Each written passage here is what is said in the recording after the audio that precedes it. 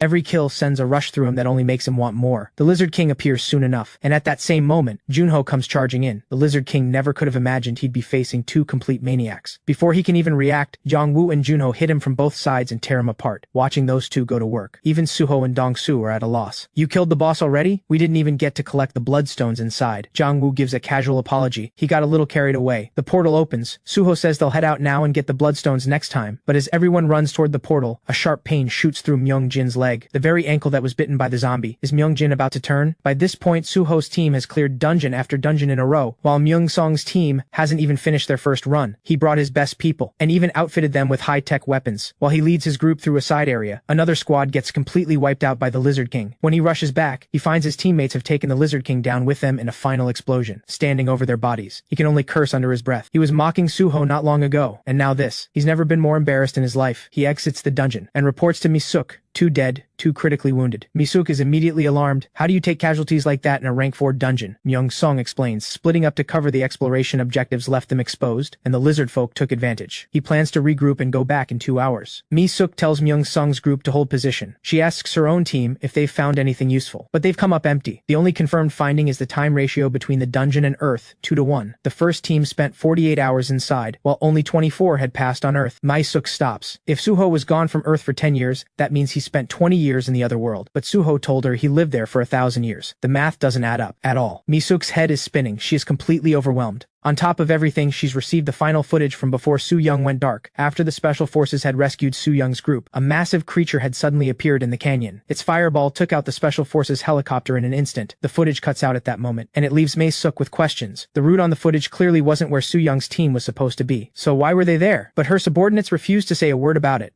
Suk's fury breaks through. I don't care who it was. Whoever sent those soldiers into the zombie zone to die will answer for it. She can't help but feel for Su Young. That woman never catches a break. Every mission something goes wrong. Suk keeps calling Su Young's number, desperately hoping for any sign that she's alive, but every call goes unanswered. Somewhere, Su Young's phone lies forgotten on the ground, and her fate remains unknown. When her team reports that Suho's group cleared rank 4 dungeons 50 times in 14 hours, Suk goes completely still. Apparently, Suho's team called it quits. They'd fought so much they were sick of it, tired of even looking at monsters. Suho's team is currently on their way to the Awakener Bureau. After 14 straight hours of combat, everyone is leveled up. Jiangwu feels like he's dreaming. 3 years of grinding just to reach E rank, and he'd never even set foot in a rank 3 dungeon, let alone rank 4. And now, in less than a day, he's a D-rank hunter. How could he not be excited? They arrive at the Awakener Bureau. Suho is here to get everyone's updated rank registered in the dimensional detection chamber. Lying in the detector, Suho can clearly feel that the eyes in the void are sharper now. He had asked Suk to help him get in touch with the detector's developer. Suk told him she already sent the email, and once a reply comes through, he'll be able to travel to the UK and meet with them. The detector's results come in, 488. Everyone congratulates Suho on reaching C rank. Suho sits up with a puzzled look. Why does everyone only learn his rank now? Does he see his own status window, and no one else can? He turns to a staff member. Who created the status window? The staff member seems genuinely excited by the question. She tells him, after the Great Calamity, people discovered a stone pillar in Zone U, engraved with glowing red text, and it was at that moment that people discovered they each had a status window. People begin calling the stone pillar a god and worshipping it. Once the inscriptions are deciphered, messengers carry fragments of the pillar to every corner of the world. These fragments serve as the CPUs of the Awakener Bureau's dimensional computers. Without them, managing the Bureau's system panels would be impossible. Suho is curious about what the inscriptions actually say. The staff explains that the texts contain foundational knowledge about Awakener leveling systems and how to harness dimensional essence, common knowledge today, but a groundbreaking discovery back then. The group is still talking about it as they walk out of the Awakener Bureau. None of them had heard any of this before. But either way, everyone leveled up this time. Suho turns to Junho and asks if the rank 5 Orc Castle dungeon is still up. Junho confirms it is and asks what he has in mind. Suho says his beast mastery stats and rank have gone up, which means he can tame more Grey Wolves now. He wants to head back and bring more of his family home. He plans to go alone this time. As for the rest of the team, they can use the lower rank dungeons to build up their coordination. With that settled, Suho suggests they all go grab a meal. That's when Han Dong-su suddenly remembers something terrifying. He looks like he's seen a ghost. Everyone asks what's wrong. Dong-su's face crumples.